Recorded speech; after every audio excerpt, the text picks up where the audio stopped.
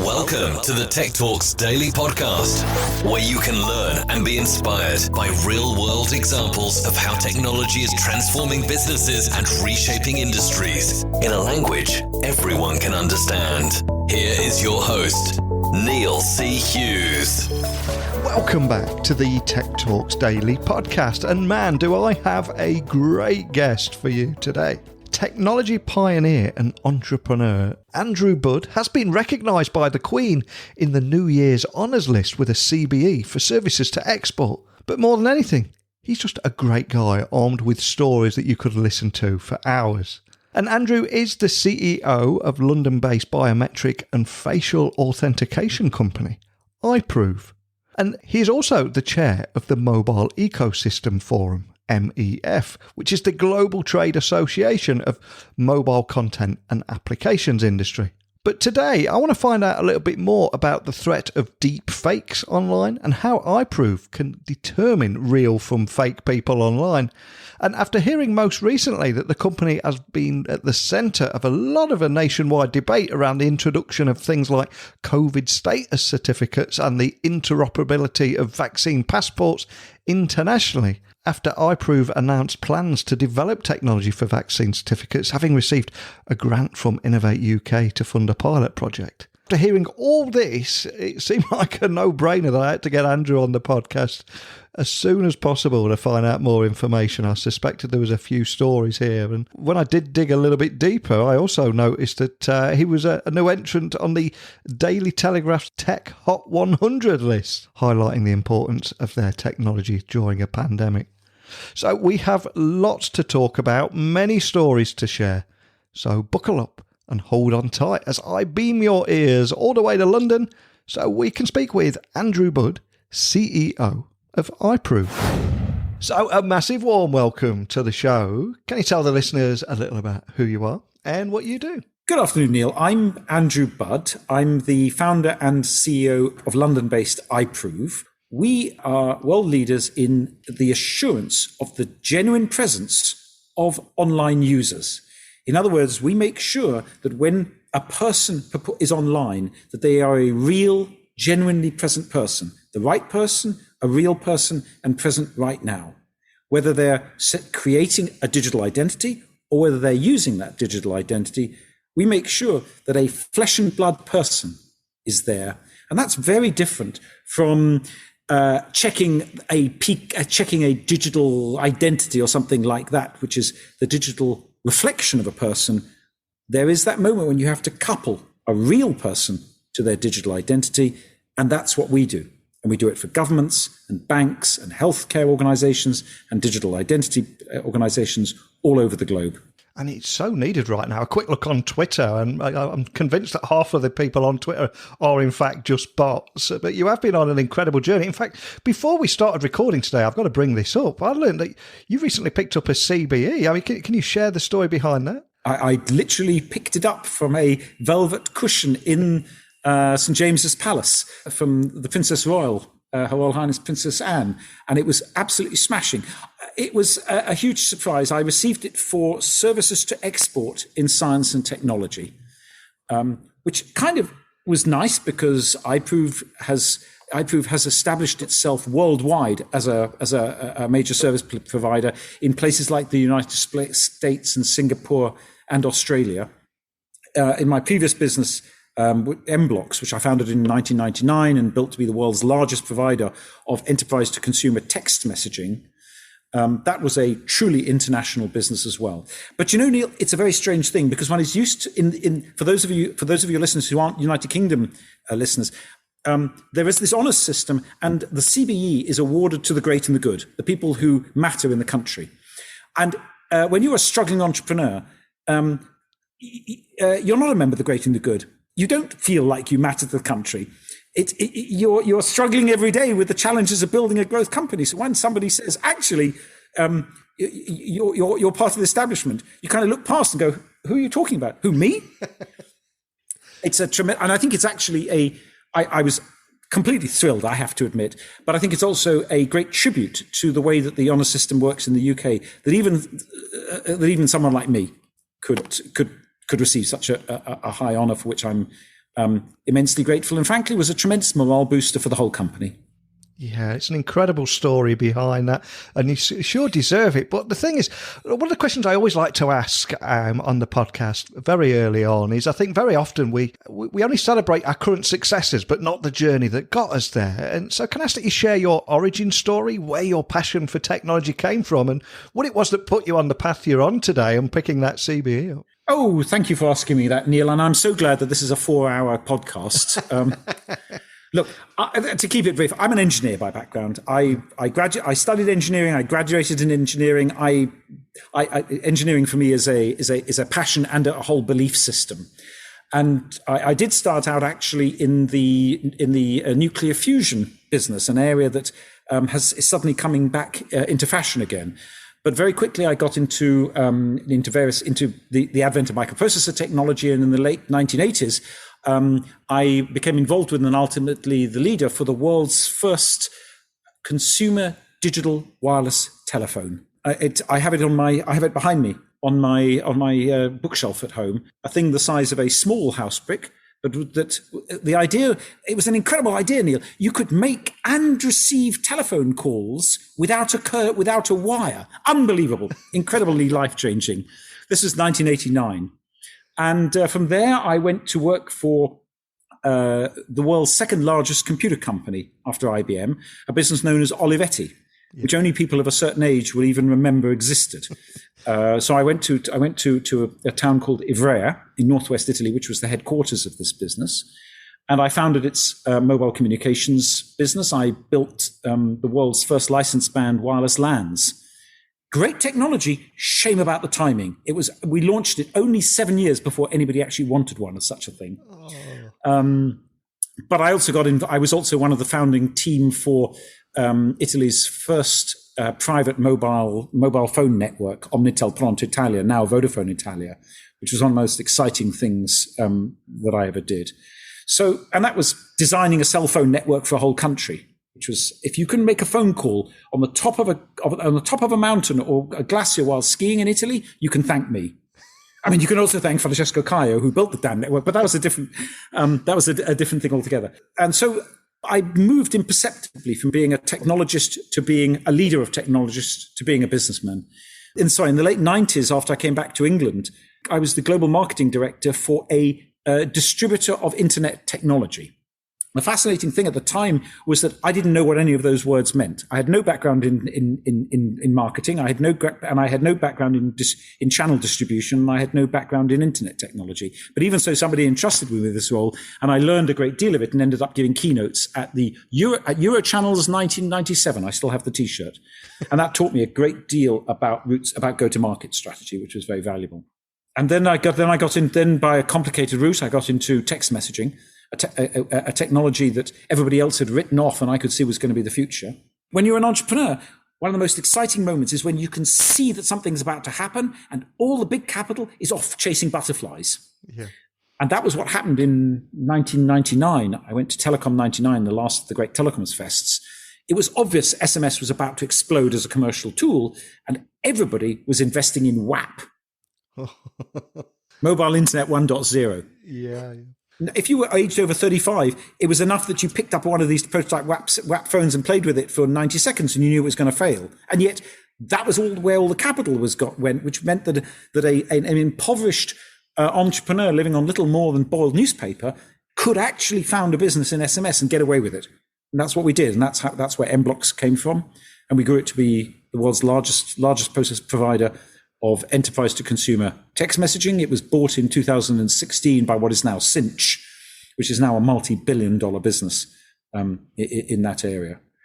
Along the way, we also got dragged by the mobile operators into processing mobile payments as well, because the mobile operators found that text messaging interfaces were the only way that they could do mobile billing. So they said, "Oi, you over there, you SMS aggregator, come over here. You're going to do mobile billing." Well, if we were going to do it, we were going to be the best. We were going to do it well. And by 2007, we were the biggest provider of mobile payments, of mobile payment processing in the world. We cleared and settled $500 million in mobile payments that year. It was great. You know, we were very respectable. Our reputation was high, our fraud rates were low. I was co-opted onto the board of the regulator, Neil. How cool was that? Incredibly cool. And then in 2008, the cyber criminals figured out how to game and spoof the system. And within 6 months, millions of people had money stolen from them, most of them through our network, because we were the market leader. So, of course, it was Mr. Pleased with himself who ended up on television. Mr. Budd, the role of you and your company in this scandal, were you complicit or just recklessly incompetent? Man, they always say that every startup journey is like a tremendous roller coaster ride of huge dips and, huge climbs. I call it snakes and ladders. Snakes and ladders, yeah. I could just listen to your stories for hours. And, of course, that path led you to iProov, which is a small British biometric authentication company.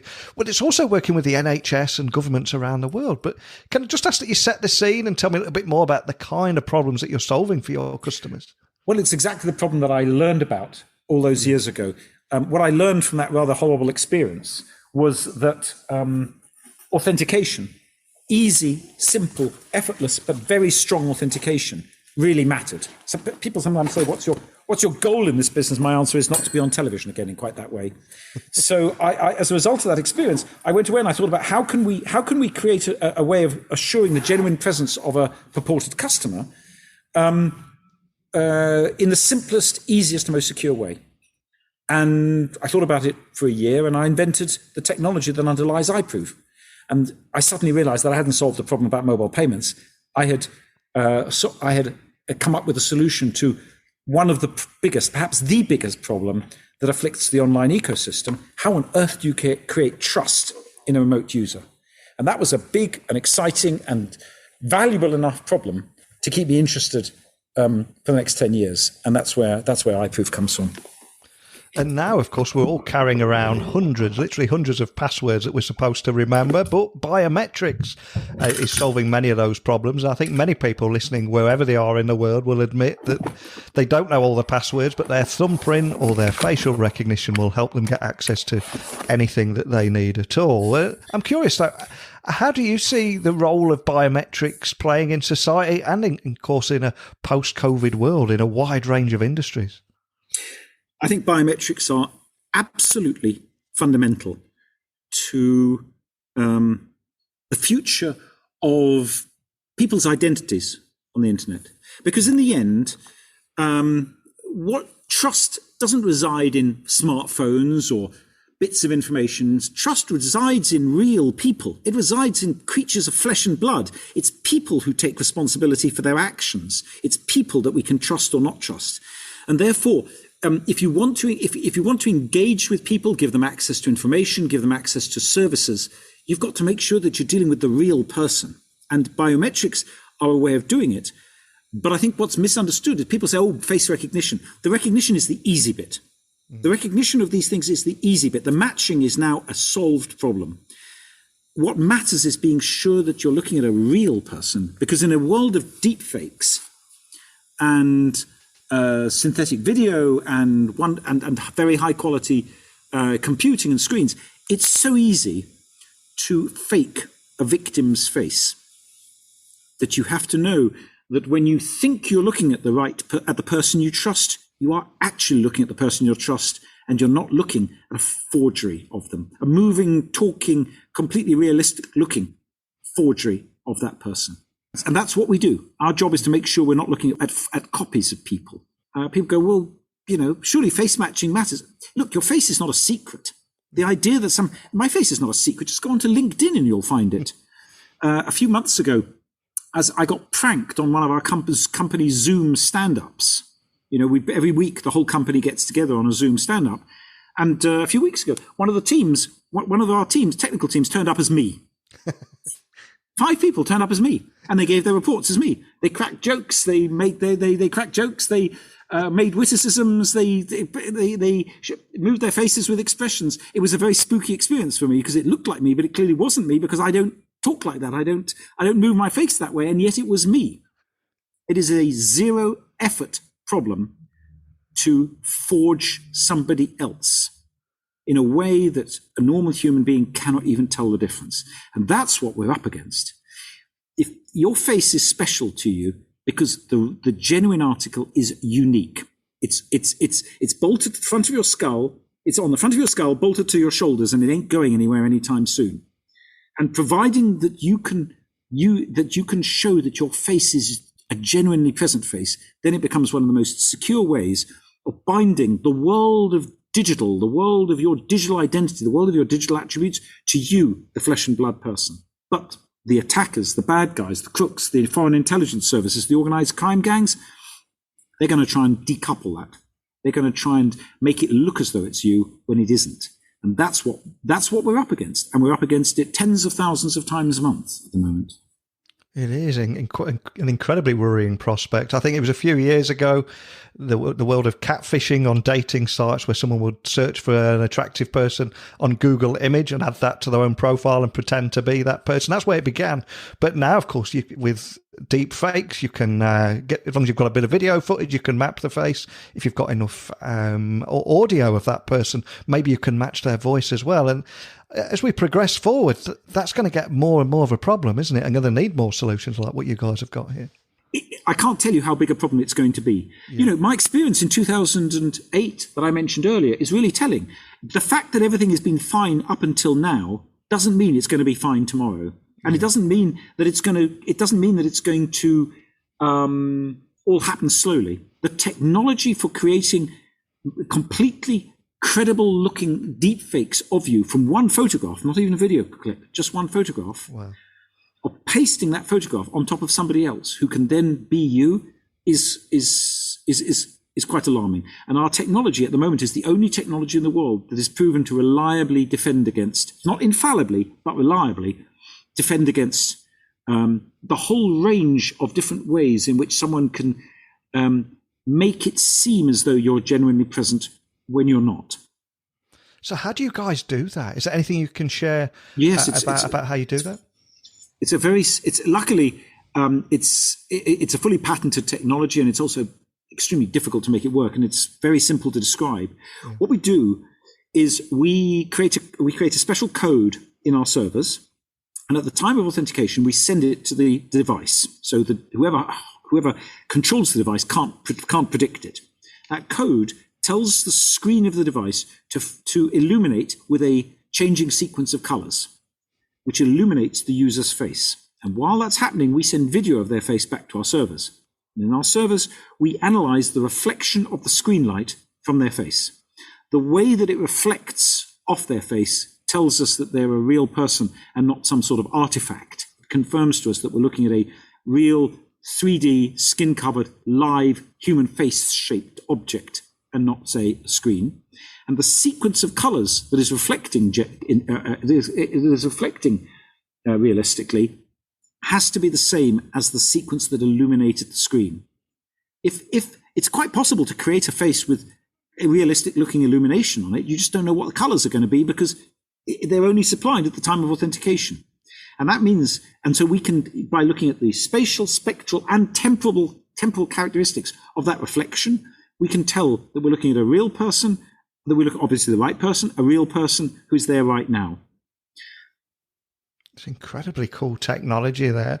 It reminds me of the Spider-Man quote, you know, with great power comes great responsibility. And it's great that guys like you are stepping up to create solutions like this. And I think at the moment, most people are blissfully unaware, but it is going to be a big problem. There's so many apps you can download now that will just put your face into just about any movie, which kind of highlights how easy it is to do within a couple of seconds. But in another area of society, of course, we're talking a lot about COVID certificates, COVID passports. It's come in many different names and guises, but how do you see them being integrated into public life? Well, that's so. I should declare an interest. The NHS Digital is a customer of ours because we supply the face map, the face checking that is used when you sign up for NHS login. So when you create your NHS login account, which you have to do if you're going to get access to your COVID passport, to your COVID certificate. Nowadays, you will tip you off an iProov. Not always. They have two processes, and sometimes if you see the flashing coloured lights, that's and the line drawing of yourself, that's iProov. So millions and millions of your listeners will have iProoved already when they set up their COVID certificate. Look, the point when it comes to the use of COVID certificates, I have a very firm view on this, which is that any kind of certificate system like this has to be convenient, secure, inclusive, and private. And if you miss any one of those, forget it. Yeah. The convenience one is terribly important. The very idea that at the entrance to pubs and nightclubs, you're going to have a queue of people all showing you their COVID certificate, which some poor chap or boy or girl on the door has to read using a reader, and then we're all going to show our driving licenses or our passports or some other form of flaky identity, and they're going to have to squint at the identity, look at the photograph on the card, and make sure that it resembles the person in front of them in the twilight of an evening, and then they have to check the name. Are you still with me, Neil? Yeah. Then they're going to have to check the name and the date of birth on the identity and make sure that it matches the name and the date of birth on the COVID certificate, which they're reading on another device. And they're going to have to do this in 5 seconds each in order to get people through. It is ludicrous. It is complete. That it's just not going to happen. So unless it's very, very convenient to check a COVID certificate, what will happen, we all know what will happen, the checkers will simply wave people through. I mean, people, when things are unusable, people misuse them. Yeah. People flow around obstacles. So if it isn't convenient, it may be, COVID checking for venues may very well come in, but it'll be a piece of theatre. It'll inconvenience huge numbers of people and accomplish absolutely nothing, because actually everyone will be allowed in. So the first thing is that convenience demands that before you ever go to the venue, you connect your COVID certificate to something that reliably says this is the right person and this is their face, and you attach your face to your COVID record, which means that when you turn up at the venue, all you have to do is to very quickly authenticate your face. You could even do it in the queue beforehand. Authenticate your face on your own smartphone, produce a QR code, show the QR code to the checker reads the QR code, bingo, you're through. 2 seconds. Yeah. That can work. But you've got to separate the whole process of checking the certificate of enrolling the certificate from the process of checking it, and the checking must be done using biometric face verification for reasons of convenience, but also for reasons of security, because there are already huge issues of faked and borrowed COVID certificates. So you've got to have an authentication method which, however convenient it is also secure, so that it doesn't become a discredited laughingstock where everyone knows that if you haven't been vaccinated, you just borrow your mates. Yeah. But it's also got to be inclusive, because if some people don't have smartphones, so you've got to have a paper-based solution. If you've not just a smartphone solution, if you've got a paper-based solution, all the biometrics have to run in the cloud, so that the checker can take the certificate, check it in the cloud, authenticate you using their device against the record stored in the cloud, and you're through. So you don't have to turn up with your smartphone. And that's generally true. It's not acceptable that if you drop your phone into the toilet, as happened to my son a while ago, that you lose your digital identity and all your privileges in society. It's just not okay. So inclusivity means it mustn't be smartphone dependent and private. Can you imagine turning up at a pub and having to show your driver's license? We talk about, can you tell me that everyone is quite comfortable about disclosing their names and their date of birth and their addresses to the guy on the counter, who maybe has to keep a record of them to show that he did it. I mean, for goodness sakes. So privacy is very important as well.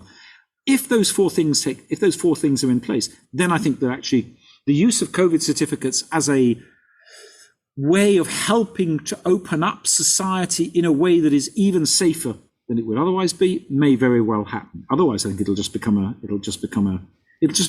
theatre, discredited theatre. It's funny you should say that. A few years ago, I was at Yankee Stadium trying to buy a beer, and because I didn't have my passport on me, they refused to serve me a beer. I was 42 years old at the time and couldn't buy a beer without a passport, which made me laugh. But I mean, here we are now in 2021, and I think whenever anybody brings up the subject of biometrics, people are going to want a conversation about how we use this technology and don't end up accidentally sleepwalking our way into some kind of Orwellian nightmare where you need a pass on your phone to go into a pub or a nightclub, or equally if you go to protest about something and walk through the streets of London and facial recognition picks you up and you get arrested as a result of that. It's not necessarily what we're doing right now, it's 5 years from now and what it could lead to. Is that something you're very conscious about when very conscious solutions? I'm very conscious indeed about that. Look, there's a really, really fundamental difference between the use of face matching technology for face recognition and surveillance, and the use of this technology for face verification. Yeah. What we say is, look, if you know that it's happening, if you are actively consenting to it happening, if you get personal benefit from it, and if your privacy is protected, those are the characteristics of face verification, where I deliberately use my face to gain access to things that I want to gain access to in a controlled and private manner. That's face verification. But the kind of Orwellian surveillance where your face is picked up as you walk down the street, as happens in China, for example, that is a completely different application. It happens to use some elements of the same technology, but it's a different thing altogether.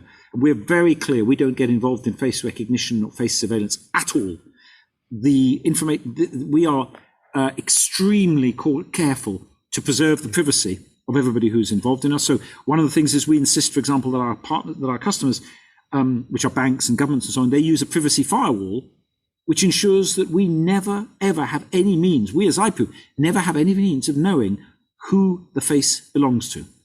We're checking that a face is genuinely present and resembles a reference photo, but it's important to us that we never know who that person is. So, you have to protect, it's very important to maintain public trust, that privacy is respected, and people are kept in control.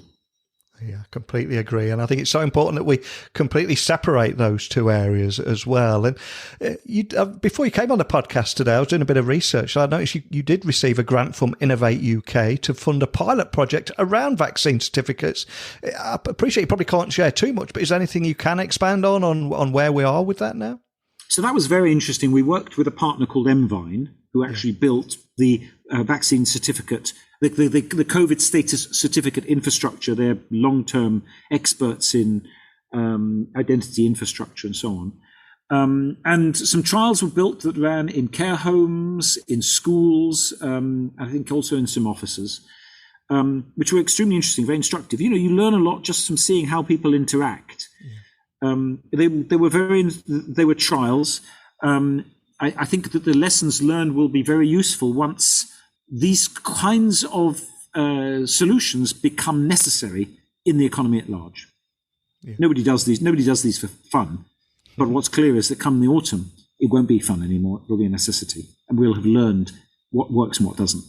And not only have you picked up a CBE, I think I should also bring up here, you appeared on the Daily Telegraph's Tech Hot 100 list, which sounds incredibly cool too. You live the coolest life in the world. But can you tell me more about that and what it meant to you? Neil, can you tell my children that? My children in their 20s. Man, if your children in the 20s, you picked up a CBE, even in the Daily Telegraph Tech 100, you're going to be on Spotify and Apple Podcasts later. If that doesn't get you kudos dad points, I don't know what will. I'm not, as you can tell from the fact that I was already in technology in the early 1980s. Yeah. I'm not a teenager anymore, and I think it's one of the exciting things of being an entrepreneur, shall we say, in the prime of life, that you've done a lot and you've made a lot of mistakes, and you know enough that actually you're able to communicate what you're doing and you're able to share what you're doing with other people because you've just made a lot of mistakes and learned a lot along the way. And actually, to anyone listening who's my sort of age, this is the best age to be an entrepreneur, because you finally are grown up enough to know how to make a bit fewer mistakes than you did previously. Look, in 2009, I was nominated as one of the top 40 telecoms entrepreneurs in the world, alongside Steve Jobs and the CEO of Verizon. Wow. It was very nice for my ego for about 3.5 seconds. And the difference now is that at least I can brag to my children. They know enough to smile politely.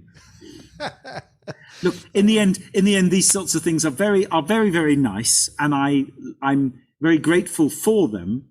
And it's a lot better to have them than not to have them. But in the end, what actually matters is whether you do a good job that delivers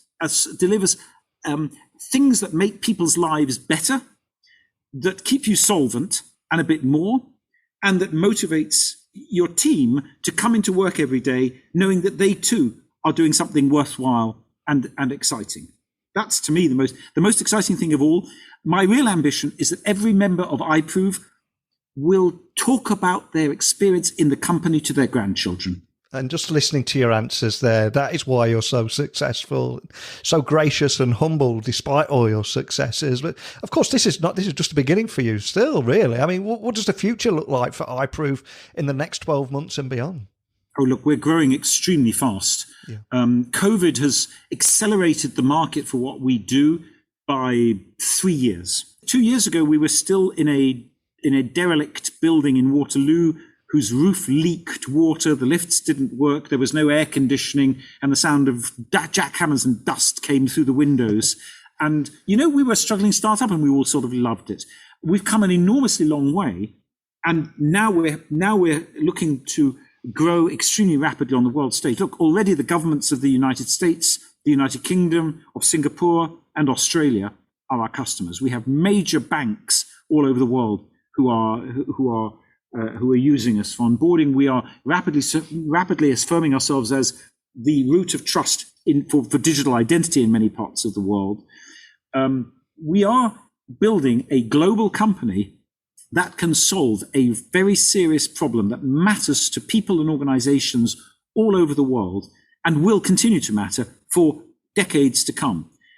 So we just have to carry on doing a better and better job on a larger and larger scale as the market expands, and to keep our team together, motivated, excited, and involved. Absolutely love that. And we began our conversation today talking about your origin story. Now, a question I always like to leave with my guests is if there's a particular song that's inspired them in their past, been the soundtrack to their career, or just something that helps them get their head in the zone before a big meeting or going on stage to deliver a keynote. Bearing in mind your kids in their 20s may be listening, but is there a particular song that you'd proudly add to our Spotify playlist? Isn't that interesting? It's an interesting question. So on my phone, I will share a secret. When unknown people call, I get Verdi's Requiem Dies Irae, for the simple reason that you can't miss it. I've watched people in meetings jump visibly as my phone rings. When my wife calls me, it's the finale to Cinema Paradiso. When he's in the theatre watching the edited cuttings at the end. But when my colleagues from work call me, it's Vangelis's Chariots of Fire. That film and that soundtrack, when they all run together, when they're competing against each other, but they're running together, and they know that actually they're only going to succeed by excelling as a team. That, to me, when I first saw it, I think I was a student in about 1980. That made a great impression on me. The sense that individual excellence and team excellence are inseparable, but essential if you're going to do great things. And so that music comes with me every day, even now. Wow. And one of the reasons I asked that question is just the stories that are behind them, and just watching the guest's eyes light up and telling that very personal story. So thank you so much for sharing that. But before I do let you go, for anyone listening that would like to find out more information about iProov, stay up to speed with the developments there, or even contact your team, what's the best starting point for that? So we have a nice website, which is www.iProov, and note that it's spelled iproov, iproov.com. You can email us on enquiries@iproov.com, and that goes to a whole route of people. I will see all the emails that come into enquiries.com. So that is a great way to contact us, and we read them and respond to them, and we respond to them quickly. So real human beings, genuinely present human beings, I assure you, will read your note if you write to that. That's enquiries@iproov.com. And I do encourage anyone listening to send you a message. I know how much it means to you guys to get messages like that. And I can't thank you enough for coming on here and talking about the role that biometrics is going to play in a post-COVID world in a wide range of industries. But more than anything, just sharing your incredible success story and remaining remarkably humble throughout it all. So thank you so much for coming and sharing that with me today. Thank you, Neil, and thank you for being patient with my narratives. Man, what a great guy, and so humble too. I cannot thank him enough for talking about the role that biometrics will play in a post-COVID world in a wide range of industries too, and how COVID status certificates will be integrated into public life, and we need to begin developing a conversation around their use. And of course, what the future looks like for iProov over the next 12 months, especially with that increasing threat of deep fakes. I learned so much from that bit too. But enough from me. Any questions, any insights, expertise, or pitches to come on the show, whatever it may be, my door is open to each and every one of you. There's a voice. I'm happy to hand the virtual microphone over to you so you can make your voice heard. And you can do that by simply emailing me, techblogwriter@outlook.com, tweet me at Neil C. Hughes, and my website is techblogwriter.co.uk. But that's it for today's episode. I'll be back tomorrow where we'll tackle a completely different topic in the world of technology. So a big thank you for listening. And until next time, don't be a stranger.